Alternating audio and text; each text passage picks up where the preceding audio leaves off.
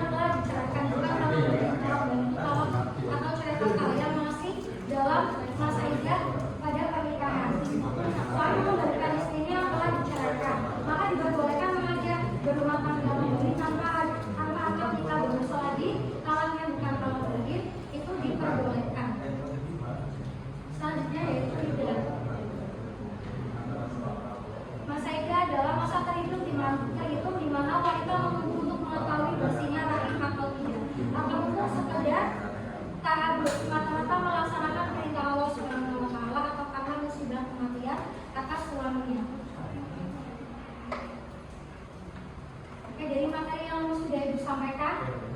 Kira-kira udah pada paham belum? Atau ada yang mau tanyakan?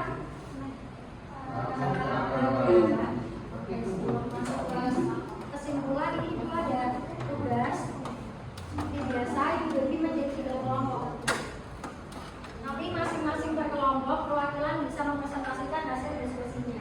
Ini dibagi menjadi 3 kelompok ya. Kelompok 1, kelompok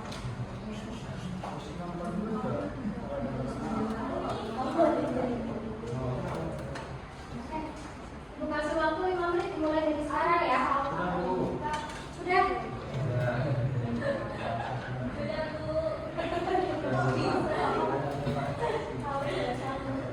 Oke, jadi kelompok mana dulu yang mau memperkenalkan? Kelompok 3 dulu. Kelompok 3 bersama dulu. Biasa berdiri ya, Bu. Sebutkan namanya ya di kelompok.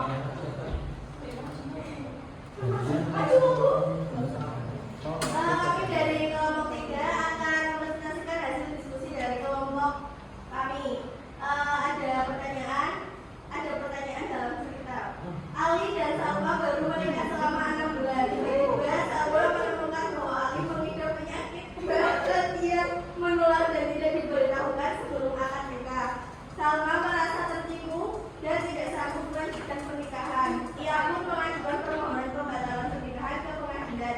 Apakah tindakan Salma dibenarkan menurut hukum Islam? Nah, jawaban dari kelompok 3, tindakan Salma dibenarkan menurut hukum Islam karena pernikahan yang tidak disertai keterbukaan terhadap kondisi yang membahayakan seperti penyakit berat dan menular dapat menjadi alasan sah untuk fasakh atau pembatalan pernikahan. Fasakh bisa dilakukan oleh hakim jika terbukti ada cacat atau kondisi yang secara syar'i memberi hak bagi istri untuk membatalkan akad dan tidak termasuk dalam talak. Udah, Bu. Kita bergabung dulu ke kelompok 3 ya. Selanjutnya kelompok 2.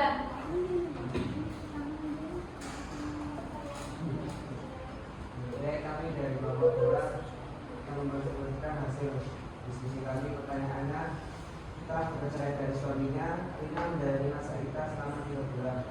2 bulan setelah masa iddah selesai, mantan suaminya ingin mengistrinya kembali. Namun Rina merasa ragu dan bertanya apakah mereka bisa kembali menjadi suami istri. Jawaban dari kelompok kami, karena masa iddah Rina telah selesai dan talaknya bukan talak iddah atau talak berdua, maka mereka boleh menikah kembali dengan syarat melakukan akad nikah baru dan memberikan mahar baru sebagaimana pernikahan biasa. Rujuk tidak bisa dilakukan karena masa iddah telah habis, sehingga hubungan mereka sudah putus sebelumnya dan tidak bisa bersambung kembali melalui akad bersama. Terima kasih buat kelompok 2. Selanjutnya kelompok 1.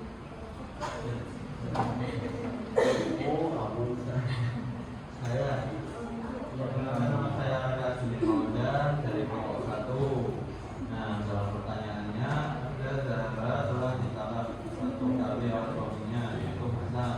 Selama masa iddah Hasan ingin merujuk, namun dalam menolak karena masih merasa sakit hati. Hasan tetap ingin mempertahankan rumah tangga dan untuk melakukan rujuk secara lisan tanpa sepengetahuan Zahra. Apakah rujuk tersebut sah menurut Islam? Menurut kelompok kami, jawabannya tetap sah secara hukum Islam selama masih ada masa iddah dan talaknya. Karena talak berarti itu talak pertama atau kedua, meskipun tanpa persetujuan Zahra. Namun secara etika dan kemaslahatannya sebaiknya rujuk dilakukan dengan komunikasi yang jelas agar tidak menimbulkan konflik atau kesalahpahaman. Ya. Oke, terima kasih buat kelompok 1. Kita beri aplaus dulu buat kelompok 2 yang satu. Selanjutnya yaitu kesimpulan dari materi kita pada pertemuan kali ini ya, yaitu tolak adalah ucapan cerai dari suami kepada istri yang sah menurut syariat dan dengan kata-kata jelas walaupun sindiran. Terus berarti pembatalan dari suami atau istri terhadap kewajiban rumah tangga. Seperti istri tidak taat atau suami tidak menunaikan nafkah.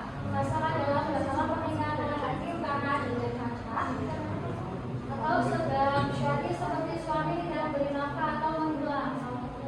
Adalah perceraian atas permintaan istri tidak memberi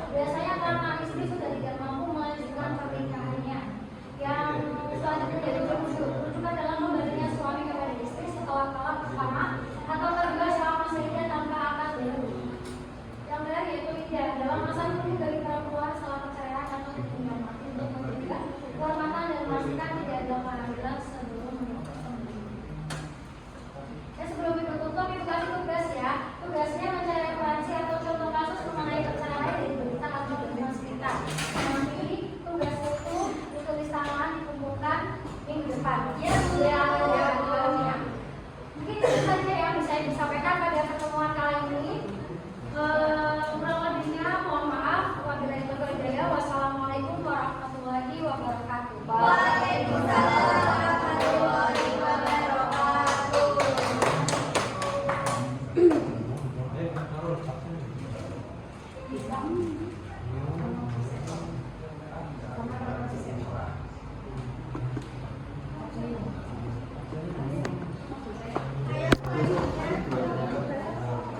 Indo ya? Nggak bisa dipelajari.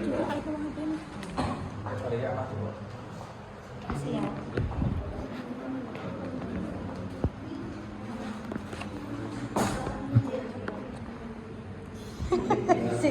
Sit on.